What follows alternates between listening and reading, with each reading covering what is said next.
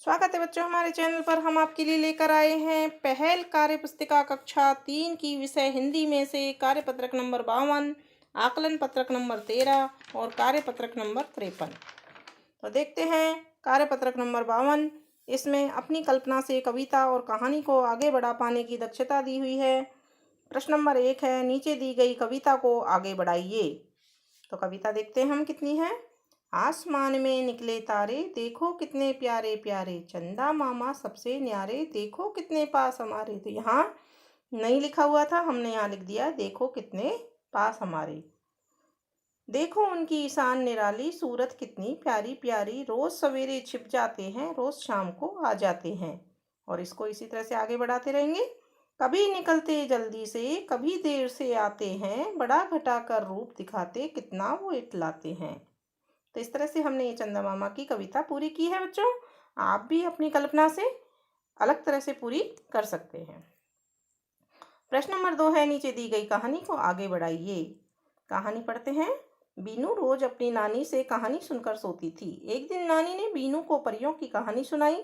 कहानी सुनते सुनते बीनू सो गई और उसने सपने में देखा कि एक लाल परी उसके पास आकर बोली, बीनू तुम मेरे साथ घूमने चलोगी क्या।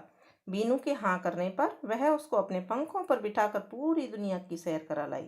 तो इस तरह से हमने इस कहानी को आगे बढ़ाया है। आप भी अपने अनुसार इस कहानी को आगे बढ़ा सकते हैं और ये इसी के अनुसार ये कार्यपत्रक भी पूरा हो जाता है। अगला आकलन पत्रक नंबर 13 देखते हैं। नीचे दी गए चित्र को देखकर 4-5 वाक्य लिखिए। यहाँ एक गुब्बारे वाले का और एक बच्चे का चित्र है, तो हम वाक्य लिख सकते हैं। बच्चा कहता है, वाह गुब्बारे वाला आया, कितने सारे रंग बिरंगे गुब्बारे लाया, एक गुब्बारा मुझे भी दे दो। काका आप ये गुब्बारे कहाँ से लाते हो, मुझे भी बहुत सारे गुब्बारे चाहिए, लाल पीले हरे गुलाबी रंग बिरंगे कितने सारे। फिर प्रश्न नंबर 2 है, नीचे दी गई कहानी को आगे बढ़ाइए। चीनू और रचना अच्छे दोस्त थे, वे हमेशा एक दूसरे की मदद करते थे।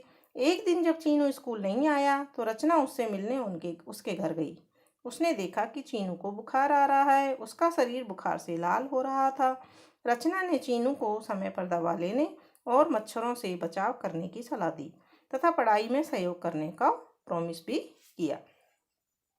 तो इस तरह से ये आकलन पत्रक नंबर 13 पूरा हो जाता है। अब देखते हैं कार्यपत्रक नंबर 53। इसमें चित्र को देखकर सरल वाक्य लिख पाने की दक्षता दी हुई है।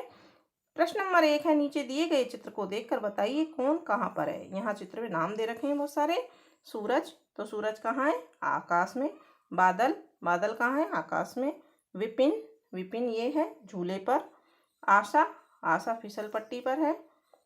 बबलू मैदान में है। राहुल बतख के ऊपर बैठा है और टॉमी मैदान में है।